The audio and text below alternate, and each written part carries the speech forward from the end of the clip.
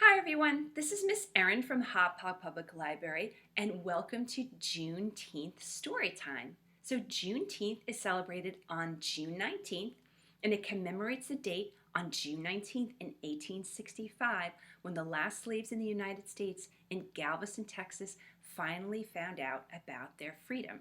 So we are going to learn more about Juneteenth by reading two different books and we are also going to make a Juneteenth flag.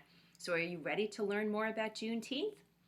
Let's read. Okay, so the first book that I have on Juneteenth is called Celebrating Holidays, Juneteenth, and it's by an author named Rachel Grack. So, Juneteenth is here. People gather around a stage. They watch a historical reenactment. An army general says, "All slaves are free." Everyone cheers. It is Juneteenth. So what is Juneteenth? Juneteenth marks the end of slavery in the United States.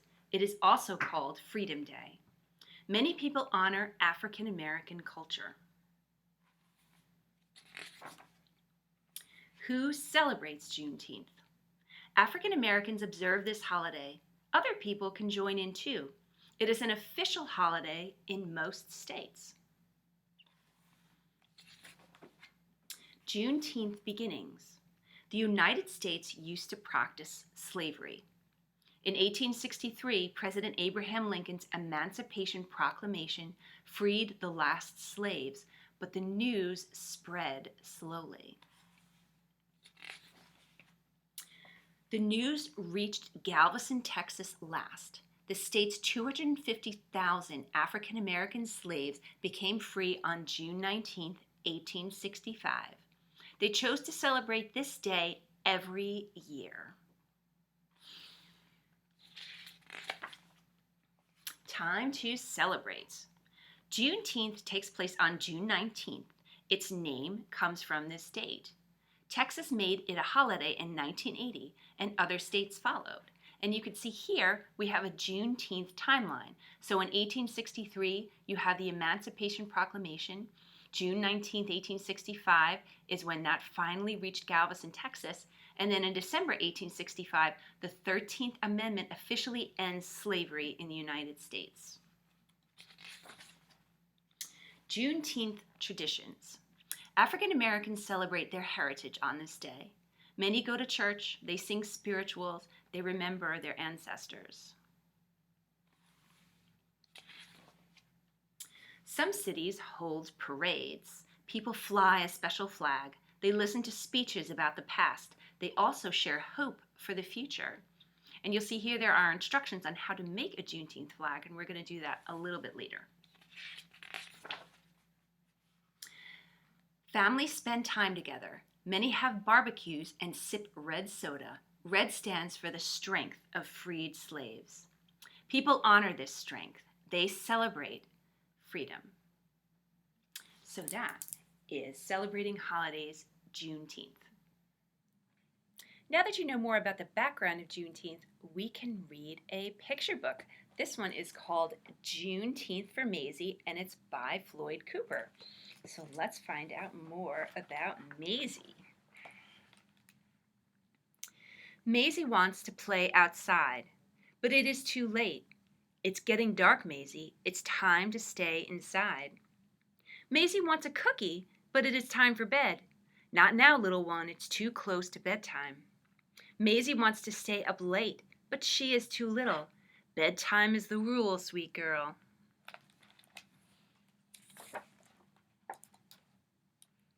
Why so grumpy, Sugar Bear? Asks Dad. I can't go where I want, have what I want, or do what I want, answers Maisie. Well, tomorrow you can have a celebration, says Dad.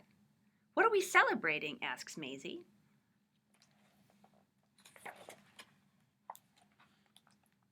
We will celebrate the day when your great-great-great-grandpa Mose crossed into liberty. The day will be celebrated by us and many more families on a day we call Juneteenth. Dad lifts Maisie into his arms. I bet you're tired of hearing no all the time. Well, great-great-grandpa Mose heard no even more.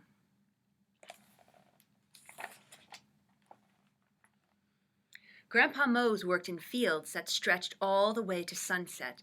He and the other slaves would be done bone tired, but they had to keep going. Their masters wouldn't let them quit. But as they worked, they thought about freedom.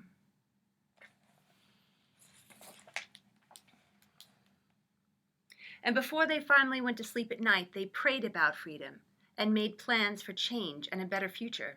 Some slaves ran north to freedom, following a bright star in the sky.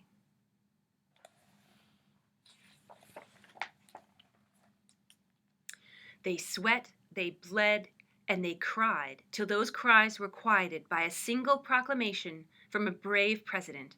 Grandpa Mose heard that proclamation read from the balcony of the hotel on that warm June day in Galveston, Texas. Grandpa Mose heard nothing but cheers, saw nothing but happiness, and felt nothing but pride, shared by all those around him. The cheers became dancing. The dancing became celebrating. It went on and on into the night. Grandpa Mose and the others had found freedom. They continued to work, but this time they were paid for their hard work. So they worked, and they saved, and they never forgot the moment they heard, the moment that changed their lives forever. But things weren't perfect. Black people still struggled to stand shoulder to shoulder with white people. They still weren't treated as equals. It wasn't easy, but they never gave up. And every year on Juneteenth, they remembered.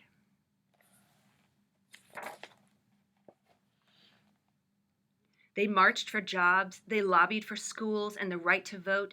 They shouted for opportunity.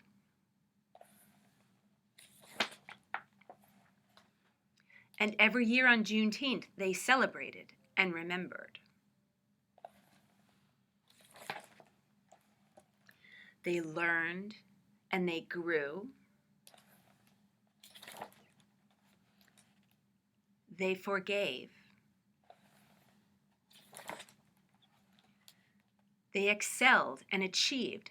They became heroes. Now, sweet Maisie, it's your turn to celebrate, just like great-great-great-grandpa Mose.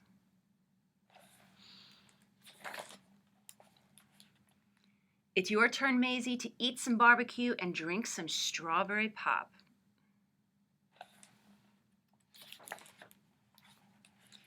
It's your turn to celebrate and to remember. And that is Juneteenth for Maisie. So now it is time to make the Juneteenth flag. So if you're not familiar with the flag, this is what the Juneteenth flag looks like. It is blue and red, and it has a white star and a white starburst in the middle. And sometimes you'll also see on the end printed June 19th, 1865.